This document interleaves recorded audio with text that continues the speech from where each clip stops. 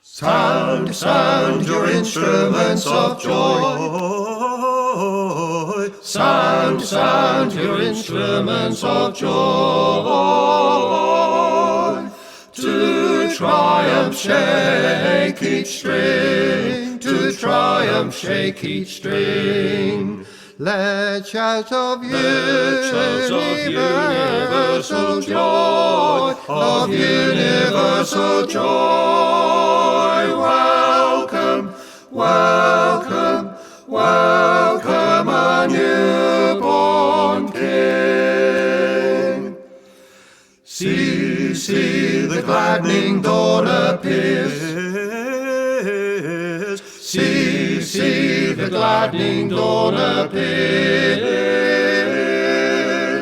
Bright angels deck the morn, bright angels deck the morn. Behold the great I am is given, the King of glory is born. Welcome, welcome, welcome a newborn King. Amazing scene, stupendous love. Amazing scene, stupendous love. The Lord of life descends. The Lord of life descends. He left his glorious realms above to be the sinner's friend. Welcome, welcome, welcome a newborn King.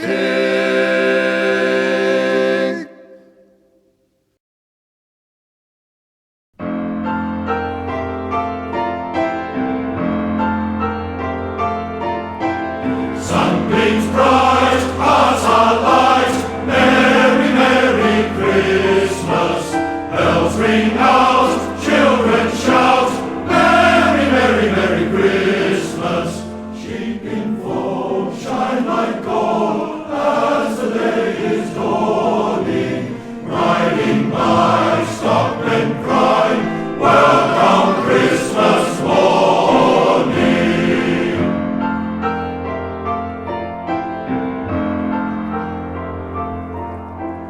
Golden day when we say merry, merry Christmas. In the street where we meet, merry, merry, merry Christmas. And with cry far and wide, all our homes adorning. Earth and sky sound the cry, welcome Christmas morning.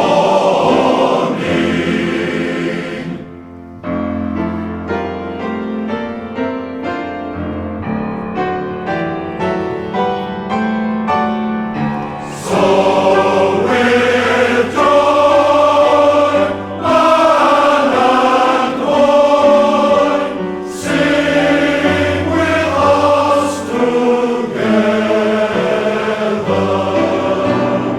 On this morn, Christ was born.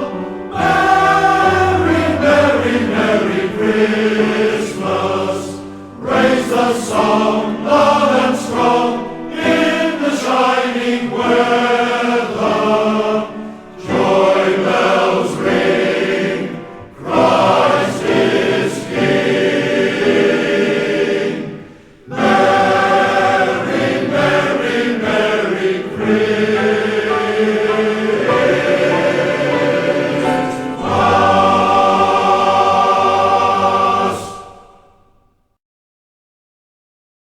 That Christmas we went carolling over at Parson's Lee. Barnaby Bligh, Sam and Sal Spry, Mickey McGee and me. Said Sammy, we're sure of $1 if we sing out sweet and fine, and cakes and pies to dazzle your eyes and glasses of homemade wine. So quiet we came to Parson's Lee, and nobody heard us come. The trees they leaned, and the scritch owl screamed, and my heart began to drum. Up we went to Parson's Lee, and never a star did shine, by the graveyard wall and the tower tall, and the church clock telling 9. We started on good King Wenceslas, but Barnaby pitched it high, and Sally she wriggled, and Sammy he giggled, and Mickey began to cry. Down came a bucket of water that wetted us to the skin, and that was our fee at Parson's Lee, and nobody asked us in. As we went home by the Ridgeway, Barney and Mick turned blue, and Sal she quivered, and Sam he bivered, and I was shivering too. When out of her cottage doorway there looked old Jennifer Starr. "Come in," she said, "for it's half of dead and cold and tired you are. Sit yourselves down by the fireside and give yourselves a bake." And as soon as we sat by Tom the cat, she brought out a Christmas cake. She gave to us each an orange, a drink that was hot and neat, and a little man made of marzipan, the best we ever did eat. "Will you sing King Wenceslas?" she said. "There's nothing that I'd like more." And for Jennifer Starr we sang better by far than ever we sang before. Now Jenny has slept in her green bed 50 years and 10, but I see her clear with her Christmas cheer as the day I saw her then. And Barnaby Bligh is a banker, Sammy's as skint as Job, and Mickey McGee ran off to sea and was 7 times round the globe. Sally, she married a soldier, came from the USA, and not a word has one of us heard from Sal since she went away. But in the dark of winter, when Christmas comes again, every year, I'm certain sure, we remember it plain as plain. Barnaby Bligh, Sam and Sal Spry, Mickey McGee and me, the Christmas we went carolling over at Parson's Lee. What was the first branch of they branches 3? It was righteous Joseph, and blessed was he. Oh, the leaves they are green, and the nuts they are brown. They are hanged up so high that they will not come down. They will not, nor shall not, nor must not be so. Oh, go your ways, green leaves. Oh, go your ways, go. What was the second branch of they branches 3? It was Virgin Mary, and blessed was she. Oh, the leaves they are green, and the nuts they are brown. They are hanged up so high that they will not come down. They will not, nor shall not, nor must not be so. Oh, go your ways, green leaves. Oh, go your ways, go. What was the third branch of they branches 3? It was our dear Saviour, and blessed was he. Oh, the leaves they are green, and the nuts they are brown. They are hanged up so high that they will not come down. They will not, nor shall not, nor must not be so. Oh, go your ways, green leaves. Oh, go your ways, go. Oh, the leaves they are green, and the nuts they are brown. They are hanged up so high that they will not come down. They will not, nor shall not, nor must not be so. Oh, go your ways, green leaves. Oh, go your ways, go.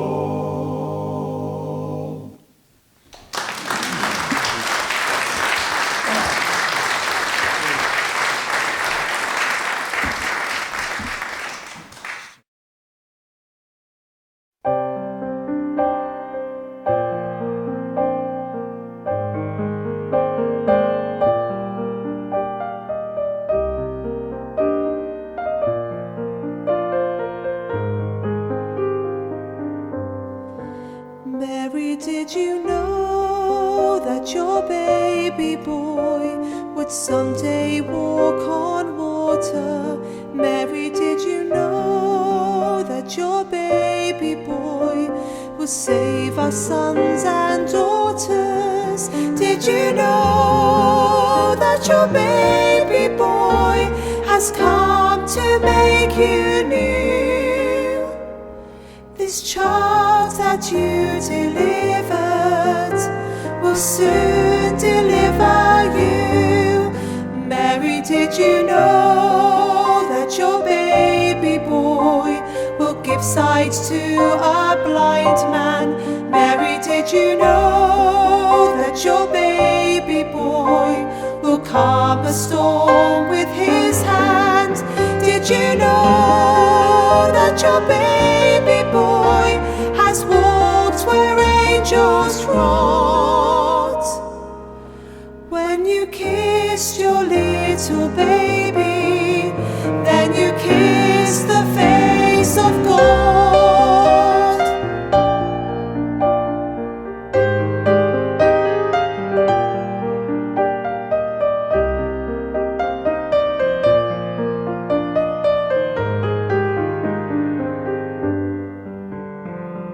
The blind will see, the deaf will hear, the dead will live again. The lame will leap, the dumb will speak, the praises of the Lamb. Mary, did you know that your baby boy is Lord of all creation? Mary, did you know that your baby boy will one day rule the nations? Did you know that your baby boy was heaven's perfect lamb? This sleeping child you're holding is the great I am. Mary, did you know?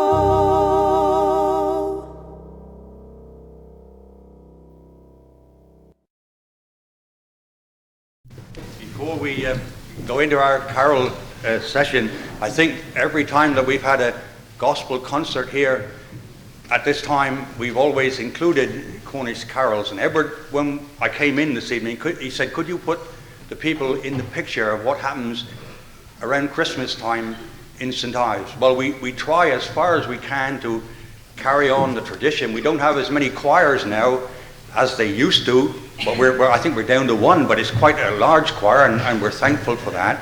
We do what the old people do. We go around the town. We try to follow the same routes.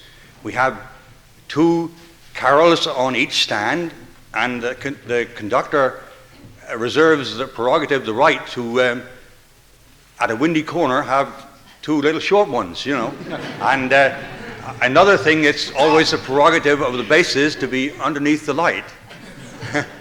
But we do try as far as we can to keep up this Cornish tradition. And indeed, Christmas wouldn't be very much in St.Ives without the carol singing. And we have a wonderful message to proclaim, don't we? Now we're having our first carol, and it's written by a St.Ives man, and I can remember this old gentleman.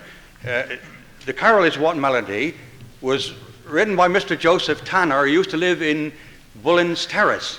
And when we practiced the carols, I can remember the old chap slinking into the back of the Sunday school and listening to his carol as we sang it. We'd like to sing it now. What melody is this I hear? What melody is this I hear?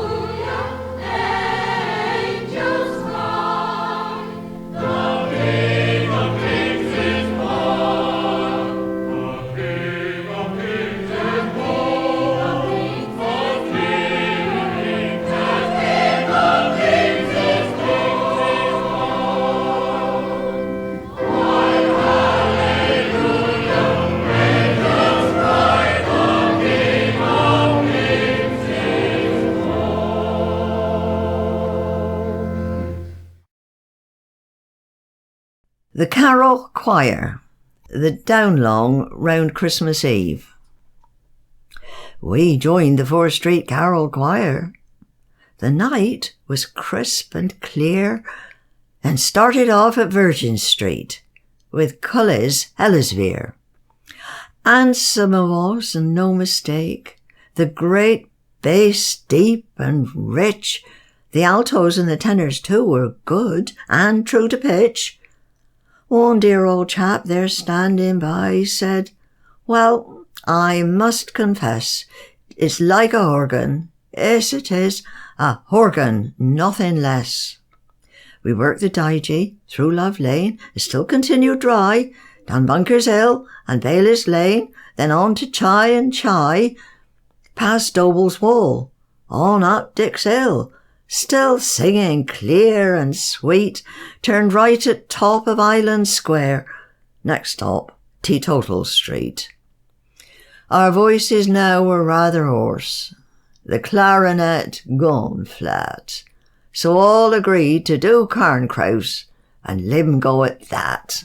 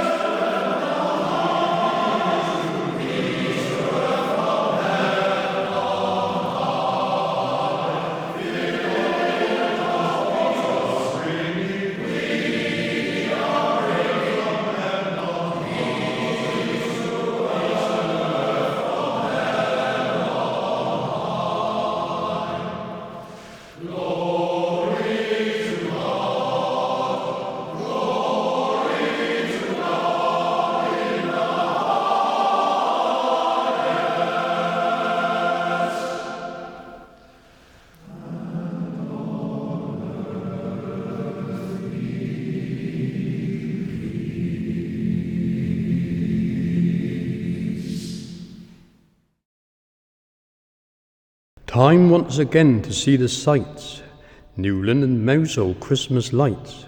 Months of hard work and preparation to make it a worthwhile celebration. 10 weeks to go, and the forest of poles are lashed to the railings and wedged into holes. Beech bucketed bulbs are brought out from the store in long wooden trays and are hung up once more.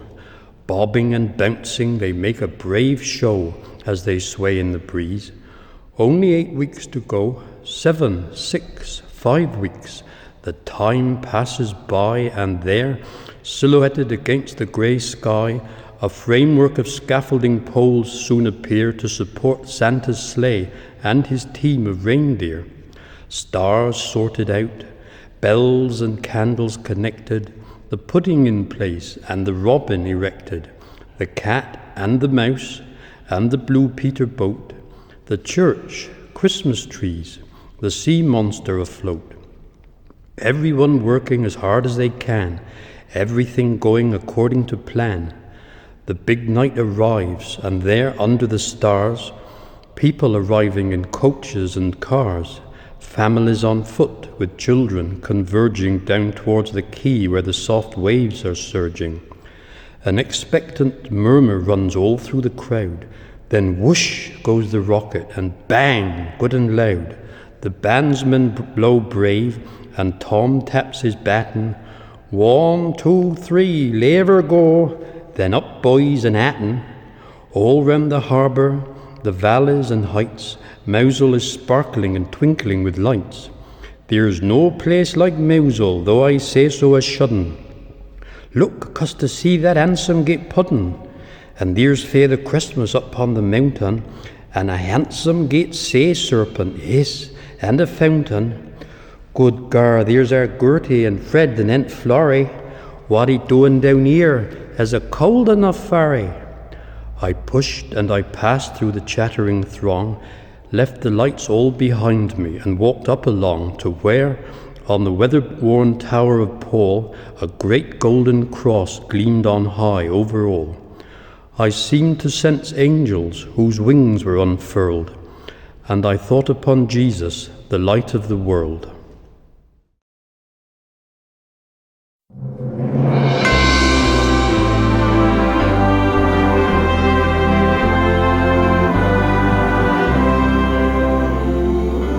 As the year comes to an end, to an end, to an end, may you share it with a friend, with a friend, with a friend.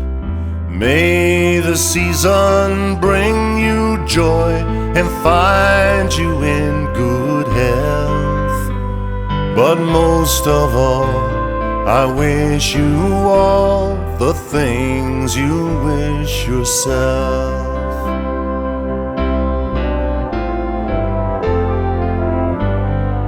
Maybe this year it will snow, it may snow, I don't know. Cut the thread and let it go, let it go, let it go. May the season bring you joy and find you in good health. But most of all, I wish you all the things you wish yourself. Things you wish yourself may be a better year. The hope that joy may fill the world, more laughter and less tears. All the things you wish yourself and those you hold most dear. So raise a glass to times gone past and welcome the new year.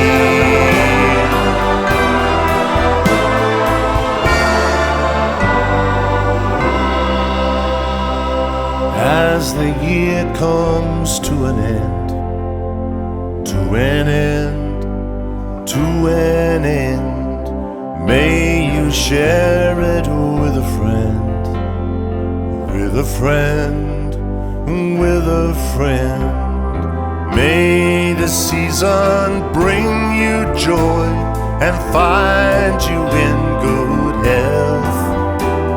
But most of all, I wish you all the things you wish yourself.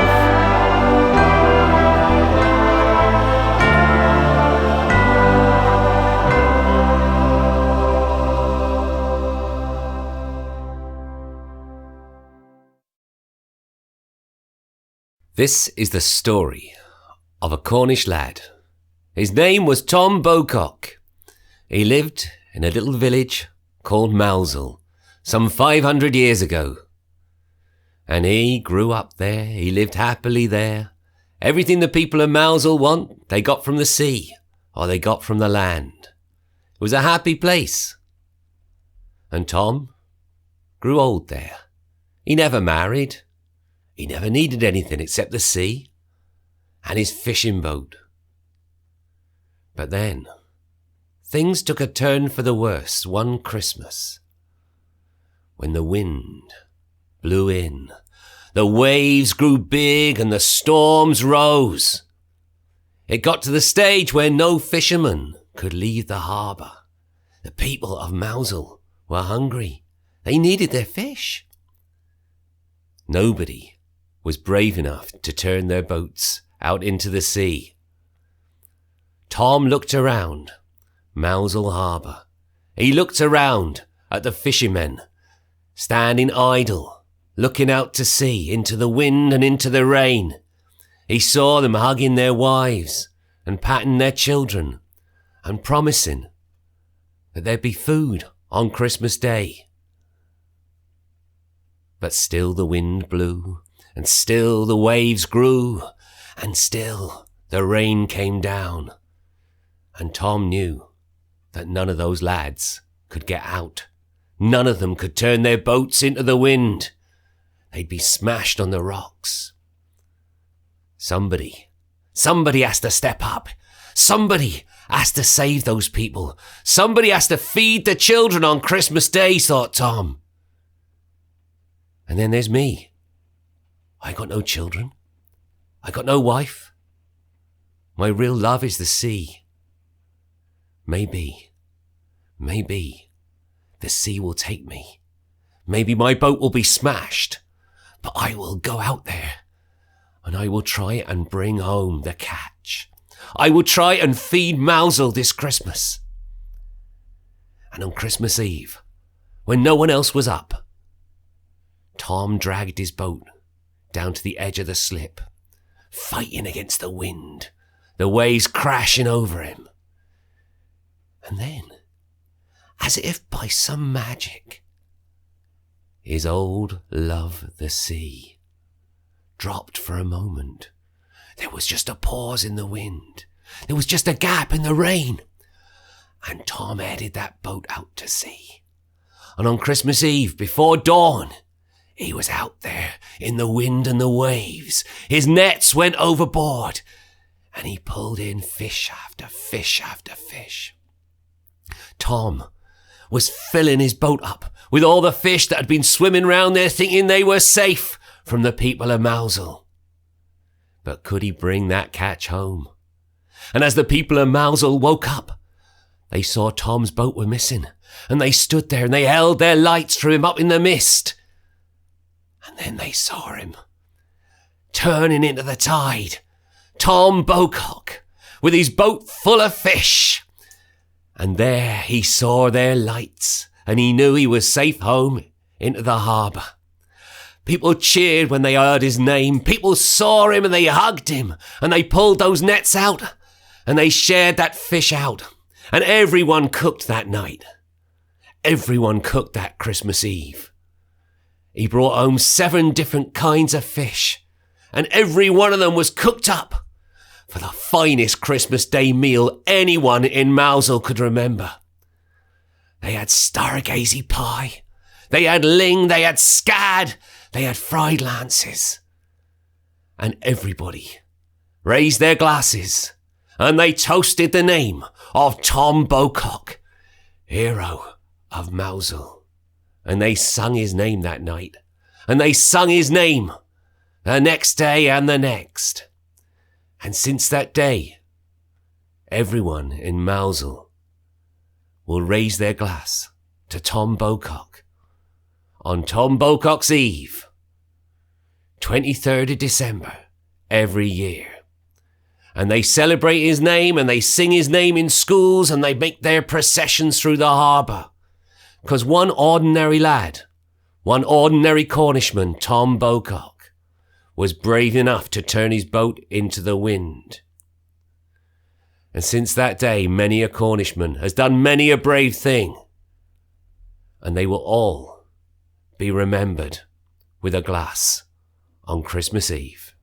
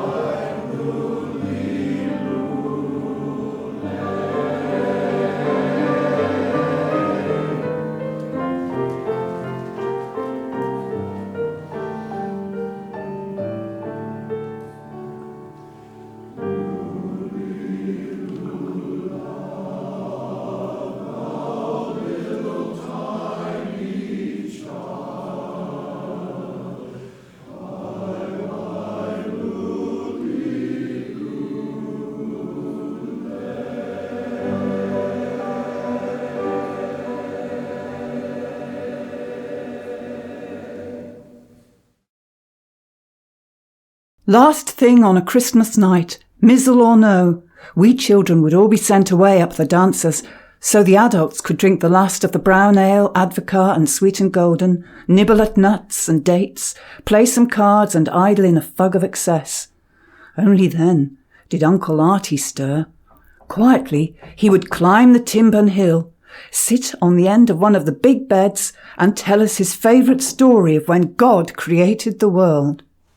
After fashioning all the marvellous lands from Algeria to Zimbabwe, Aruba to Zanzibar, and dividing them up amongst the peoples of the world, God lay down to rest, But just as she was about to fall into a deep and satisfied sleep, knowing there was no more work to do, there came a light knock at her door.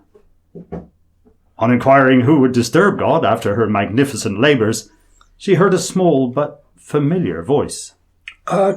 "'Tis us, Lord, the Cornish." Well, what do we want at this hour?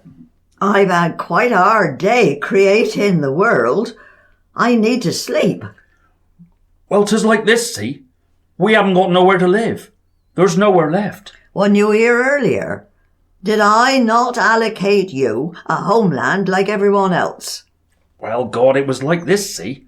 We meant to turn up at the time you said, but then we thought, well, we don't want to be too pushy like, and there was a long line of other folk, and there didn't seem no need for no urgency in the matter, so we thought we'd leave everyone else queue up first and speak to 'ee later." Oh, this is some troubling, said God, rising from her bed. The thing is, I haven't got nothing left. "Gar, what am I going to tell the missus?" Oh, tell you what, continued God. There is one place, but... "We'll have 'em. Don't matter what 'tis like, lumpy or flat, boggy or parched, high or low, up long, down long, back long, we'll take 'em." Oh, all right, old tongue willy. I need to think. "Sorry, God, but you know how 'tis. My missus'll lace me if I don't come back with a little splat." The thing is, I was planning on keeping it back for myself. "Oh, where is it, exactly?" God pointed her long, bony finger. See down there? That little small place shaped a bit like a bulging Christmas stocking? "What, there? Just to the bottom left of the British Isles? All clothed in mizzle?" The very one. As I say, I was planning on settling there myself. But I suppose we can share it. And so, sleep swept over us as another Christmas night came to a close, and we settled our fortunately childish heads on soft pillows in a little house on the side of the Hill of Wonder, in God's own country.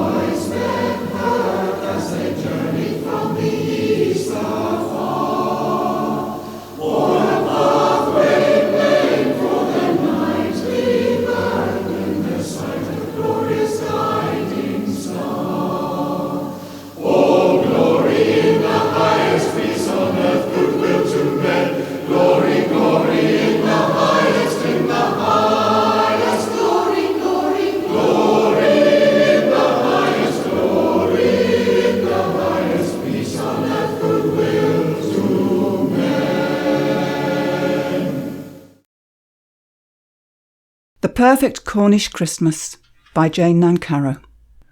The snow was deep that Christmas. We crunched up Tredidden Road with noses as red as cherries, dragging our ancient homemade sledges. Relics.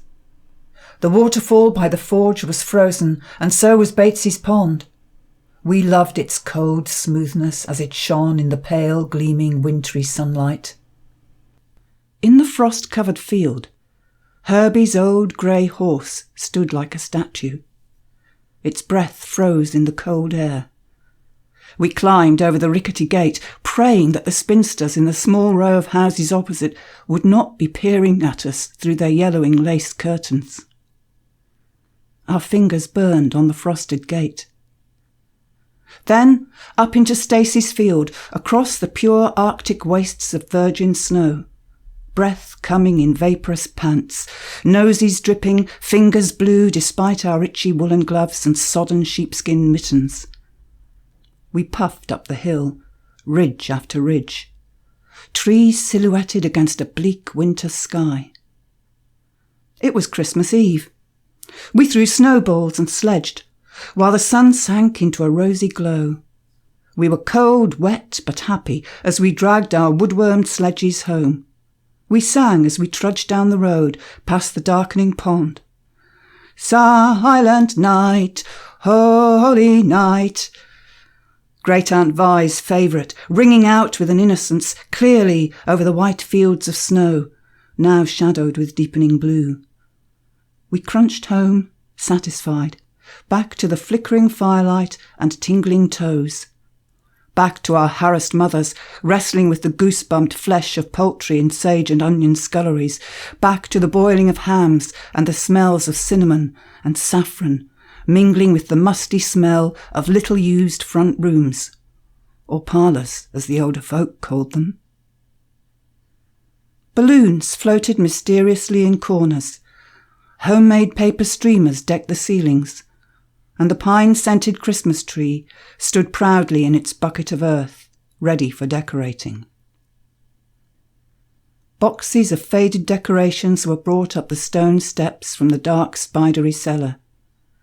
Soon the tree glittered with tinsel and fragile glass baubles. Crepe paper adorned the tin bucket. Small spiralling candles lit up the pine boughs dramatically. We sensed the danger.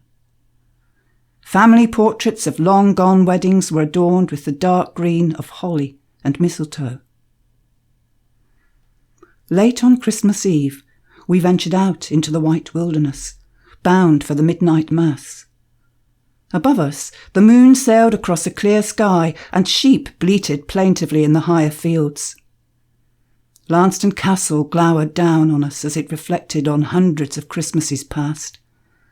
Time and nature held us in its icy grip.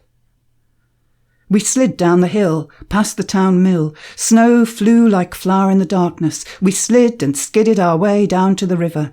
It swirled past, black and oily under the Packhorse Bridge. The church bells rang out, raggedly at first, into the stillness. We shivered with anticipation. The mystery of Christmas was about to unfold. On this very night, the beasts in the stable at Bethlehem had fallen to their knees before the Christ-child. So, into the vestry, breath smoking in the night air, we dragged on our cassocks, damp against the boys' white cotton shirts. The church was bathed in mellow candlelight. Stone faces leered at us in the shadows from the Norman font. The pews were packed with people for their Christmas communion. The organ creaked its introduction. The choir cleared its communal throat and launched into the first carol to its old Cornish tune. While shepherds washed their socks by night, we mouthed irreverently. The candles flickered in the draughts.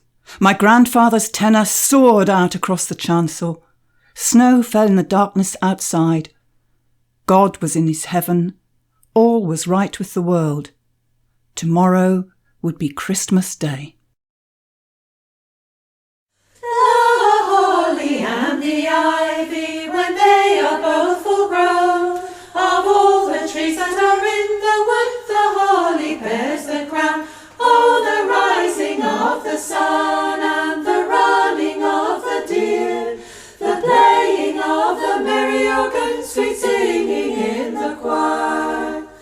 The holly bears a blossom as white as lily flower, and Mary bore sweet Jesus Christ to our sweet Saviour. Oh, the rising of the sun and the running of the deer, the playing of the merry organ, sweet singing in the choir. The holy bears a berry as red as any blood, and Mary bore sweet Jesus Christ to do poor sinners good. Oh, the rising of the sun and the running of the deer, the playing of the merry organ, sweet singing in the choir. The holly bears a prickle as sharp as any thorn, and Mary bore sweet Jesus Christ on Christmas Day in the morn. Oh, the rising of the sun and the running of the deer, the playing of the merry organ, sweet singing in the choir. The holly bears a bark as bitter as any gall, and Mary bore sweet Jesus Christ for to redeem us all. Oh, the rising of the sun and the running of the deer, the playing of the merry organ, sweet singing in the choir. The holly and the ivy, when they are both full grown, of all the trees that are in the wood, the holly bears a crown. Oh, the rising of the sun and the running of the deer, the playing of the merry organ, sweet singing in the choir, sweet singing in the choir. In from the fields. When I had cattle of my own, I once took the dog for a walk late on Christmas Eve. I wanted to see if the cows really knelt down at midnight, as they're supposed to. There's something lovely about the company of farm animals on a quiet winter's night. They exude a warm and timeless calm, at odds with the mad activity of other mammals like us. They're less shy in winter when they derive their food and comforts directly from us, content to share their space and shelter. You're in no hurry to leave. But before Christmas really begins, we come in from the fields, take off our boots and settle being indoors. It's something metaphorically that we all do. The moment doesn't come until the last flurry of shopping has taken place, the late run for crackers or unsalted butter, that sort of thing. But at last there is a point of no return when whatever hasn't been found will be done without. And it isn't complete until everyone's arrived. If the last comers have to work on the 24th and travel the length of the country, the door cannot be closed and latched until they arrive, tired and laden with parcels in the middle of the night. But whenever it is, the world is finally shut away for a while. The home becomes the world, and the kitchen its heart. How elemental that is. The warm house under the dark, cold sky, the lights at the window, delicious smells of feasts to come. Some regard Christmas feasting as pure greed, but it is far deeper than that. No wonder families go through so much stress at this time of year, for in a way a family defines itself by who is inside that door when the cooking starts. At Christmas, for however brief a time, everything stops and breathes. It's time to close the gates, turn away from the everyday, and come in from the fields. And the cows? At the last minute, as the midnight bells rang out, I turned away and left them to their secrets. Like Santa, some things will never happen while you watch.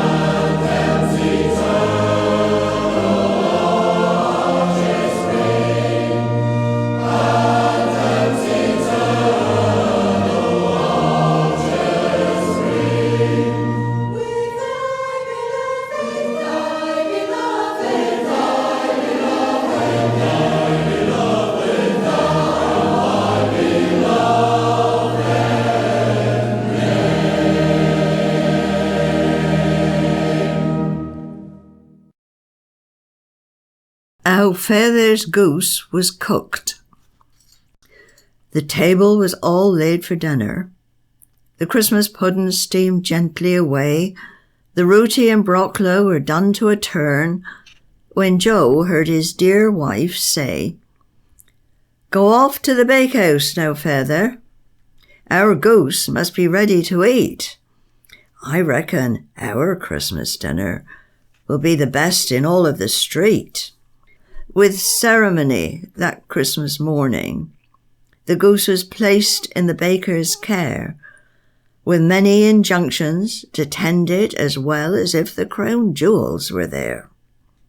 Resplendent on a nest of taties, as full of stuffing as it could be, Mary's joy in providing this wonderful treat was plain for all to see.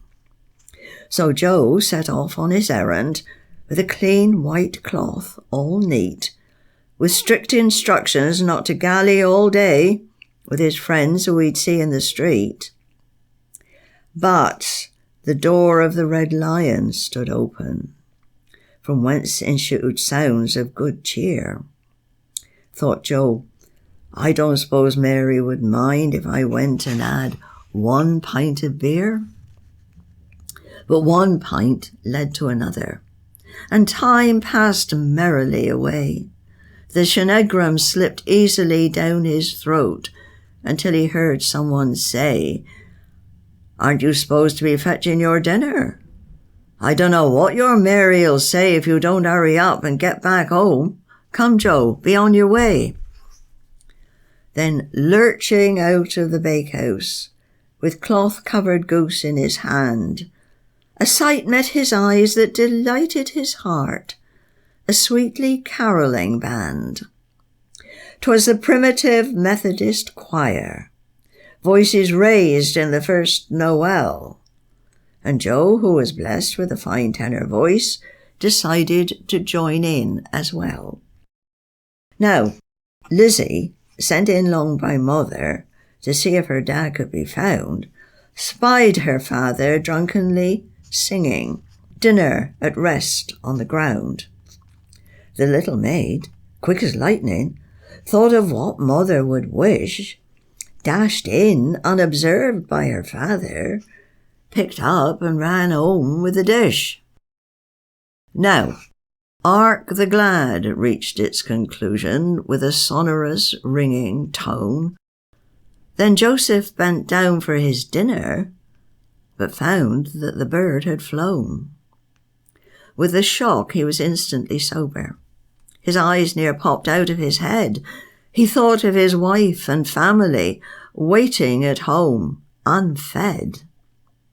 Up and down through the streets of Newlyn he searched for that dastardly thief, but no sign of that goose and roast taties. His heart felt like bursting with grief. Leaden-footed he now turned homeward, afraid of what Mary would say when she learnt through his drunken behaviour there'd be no Christmas dinner that day. Slowly he reached his cottage, took a breath and threw open the door, saw the remains of the goose on the table, the children at play on the floor. "Sit down, not a word now," said Mary. "Believe this, my son, if you can. Thanks to Lizzie, we've all had our dinner. But for you, Joe, there's nothing, my man." Tongue pie was his portion that Christmas. Tongue pie without stuffing his lot. Abused and berated for hours on end, made it a Christmas he never forgot. Ever after, judiciously sober, his way to the bakehouse he'd make, the path straight and narrow he'd carefully walk, his feet no detour would take. But if ever he passed the Red Lion, and let his thoughts play fast and loose, his diligent escort would give him a poke and say, don't forget when you lost the goose. Ma Grynwar an Galyn yn marwyn a fel leith, Maria ddynithus Iesu, han Mailia sy'n quaith. Han Maria ddynithus Iesu, ag an Silius ni ddefos, han Galyn yn yw yn Kinsa, o tefi yn cos, Celyn yn wyn. Han Galyn yn yw yn Kinsa, o tefi yn cos. Imma Grynwar an Galyn yn marwyrth a fel pras, Maria ddynithus Iesu, ragrydd yn I ras. Maria ddynithus Iesu, ag yn prenas gans I wos, han Galyn yn yw yn Kinsa, o tefi yn cos, Celyn yn wyn. Han Galyn yn yw yn Kinsa, o tefi yn cos. Imma Grynwar an Galyn yn morddiw a fel pig, a ha Iesu a fy crowses gan Selwius mar chweg. Maria ddynithus Iesu a gan prenas gan si was, han Galyn yn yw yn Kinsa, o tefi yn cos, Celyn yn wyn. Han Galyn yn yw yn Kinsa, o tefi yn cos. Imma Grynwar an Galyn yn marwth a fel gos, a ha Iesu a dy selcis ag yr enyn pybos. Maria ddynithus Iesu ag yn prenas gan si was, han Galyn yn yw yn Kinsa, o tefi yn cos, Celyn yn wyn. Han Galyn yn yw yn Kinsa, o tefi in cos. While shepherds watch their flocks by night, all seated on the ground, the angel of the Lord came down. And glory shone, and glory shone, and glory shone around. Fear not, said he, for mighty dread has seized their troubled mind. Glad tidings of great joy I bring, tidings of great joy I bring. To you and all, and to you and all, and to you and all mankind. To you we lay this town this day, is born of David's line, a Saviour who is Christ the Lord, Saviour who is Christ the Lord. And this shall be, and this shall be, and this shall be a sign. All glory be to God on high, and to the earth be peace. Goodwill henceforth from heaven to men, henceforth from heaven to begin and never, begin and never, begin and never cease.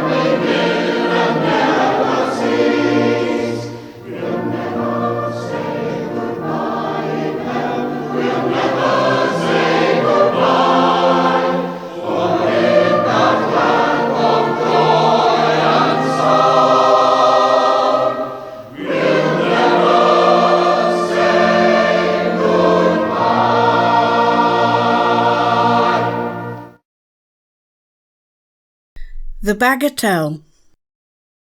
A Christmas story here I tell of my Uncle Tommy Nichols. A tale of great frustration, but it's still a tale that tickles. He had a son called Kenny, who wondered Christmas Eve, was Father Christmas really true? He wanted to believe. Well, Father Christmas in those days was really rather broke. He'd try and leave the boys some toys. He worked so hard, poor bloke. So Aunt Olivia and Tom, to help him they would try. They saved their pennies all the year, a bagatelle to buy. A bagatelle's a wooden game, 'bout 3 foot long by 2. A very clumsy thing to hold, and very noisy too. A spring would hammer metal bowls into the numbered holes. 'Twas very popular with boys, God bless their little souls. At 8:30, hot foot to bed, to lay there keenly waiting for Santa Claus to bring the toys Ken was anticipating. 'Twas no good going up too soon, it wasn't worth the trying. To pass the time, my dad and Tom went out to the Red Lion. So coming around to 10 o'clock, all silent up above, my Uncle Tom ascended with their dear son's gift with love. He touched the door so lightly. Come Kenny like a gun. Is that you, Dad? He whispered. Yes, go to sleep, my son. So carefully back down he went, with present large and heavy, back to the pub to wait a while and drink a Christmas bevy. In half an hour he tried again, taking each step so light, holding that wretched bagatelle upon that Christmas night. He must be fast asleep by now. I mustn't let it fall. He pushed the doorknob gently. Again there came the call. Is that you, Dad? Young Kenny said. Has Father Christmas come? No, go to sleep, my handsome, said a fading Uncle Tom. The kitchen clock above the slab Tom eyed with features grim. No bloomin' Father Christmas would get the best of him. A bit of scran, another drink, he loosened off his tie. Upon the hour of midnight he would have another try. So once again, with bagatelle, he started up the stairin', keeping it still and so upright to hold in each ball bearing. Upon the top he listened and paused with bated breath. Is he awake, I wonder? No, all was quiet as death.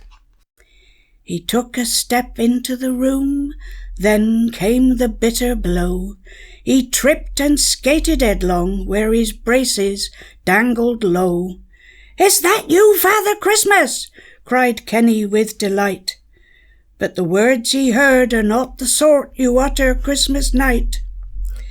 Defeated, bruised and angry, in considerable pain, Oh, bugger Father Christmas, I'll not help him again. But Santa was contented much later on to peep at Bagatelle and Kenny upon the bed asleep. You see, we lived beside them, and though I'm somewhat old, I love to think upon the yarn my dad each Christmas told. And so, all these years later, it really was worthwhile that Uncle dropped his braces and his braces raised a smile.